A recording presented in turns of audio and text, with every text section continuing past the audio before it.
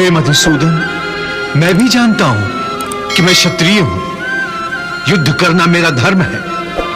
परंतु इस युद्ध भूमि में युद्ध अभिलाषी इस स्वजन समूह को देखकर मेरा शरीर ढीला पड़ रहा है, मेरी आत्मा कांप रही है, मेरा गला सूख रहा है। परस्पर विरोधी विचारों के आक्रमण से मेरी मति भ्रमित हो गई है। इस दुविधा के कारण मुझे मेरा मार्ग स्पष्ट दिखाई नहीं दे रहा है। हे कृष्ण, तुम मेरे गुरु हो, भगवान हो, मैं तुम्हारी शरण में आया हूं। अब तुम ही मेरा मार्गदर्शन करो, मुझे रास्ता बताओ, क्या उचित है और क्या अनुचित।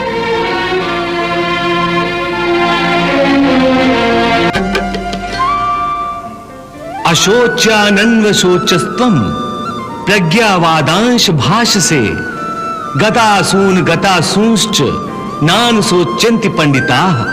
वाह अर्जुन वाह, एक सांस में तुम ज्ञान की बड़ी बड़ी बातें करते हो और दूसरी सांस में अपने को शिष्य मानकर मुझसे ज्ञान और मार्गदर्शन की याचना भी करते हो।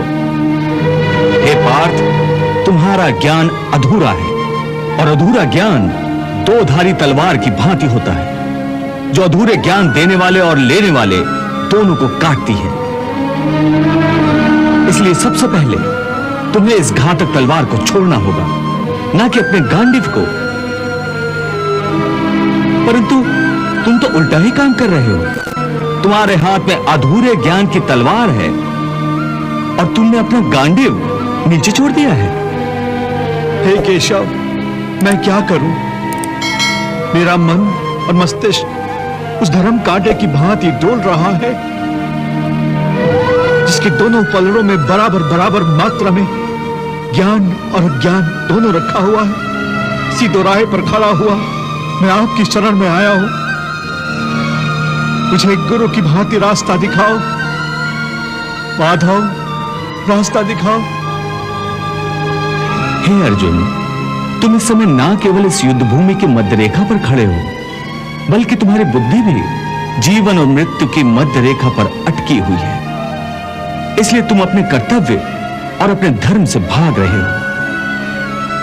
परंतु अपने कर्तव्य से यूं मुंह मोड़ने से या इस युद्ध से विचलित होने से विधि का विधान नहीं बदलेगा, क्योंकि विधाता का निर्णय अटल और अचूक है। तुम क्या समझते हो, तुम्हारे नहीं मारने से ये सब नहीं मरेंगे? नहीं अर्जुन, नहीं। तुम इन्हें नहीं मारोगे तब भी ये मरेंगे, क्योंकि इनके प्रारब्ध ने इनकी मृत्यु का समय, दिन और क्षण तो पहले से ही निश्चित कर दिया है। उसी विधान के अनुसार मैं तो इन्हें पहले ही मार चुका हूं। तुम तो केवल माध्यम मात्र हो। तुम्हारे माध्यम से मैं इन सब का वध करना चाहता हूं। तुम इसे अपना कर्तव्य समझो या प्रारब्ध, तुम्हें इन सब का वध करना ही है। मैं क्या करूं मधुसूदन? अपने मन को कैसे मारूं? अपनी भावनाओं को अपने ही पैरों तले कैसे रौंद डालूं? बताओ मधुसूदन, मैं क्या करूं? हे पार्थ, धर्म के रास्ते से हटाने वाली भावनाओं का त्याग करो। भावनाओं के समुद्र में डोलने के बदले तैरना सीखो। तुम तो एक कीर्तिमान पुरुष हो। अपनी निर्बलता का यूं प्रदर्शन करके तुम अपनी कीर्ति को नष्ट मत करो।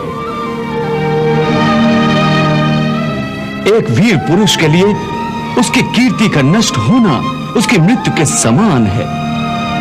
इसलिए युद्ध करो पार्थ, युद्ध, और अपनी कीर्ति, अपने कर्तव्य और अपने धर्म की रक्षा करो। अकीर्तिम चापि भूतानि कथयिष्यन्ति ते व्याम संभावितस्य चा कीर्तिर् मरणात् अतिरिच्यते।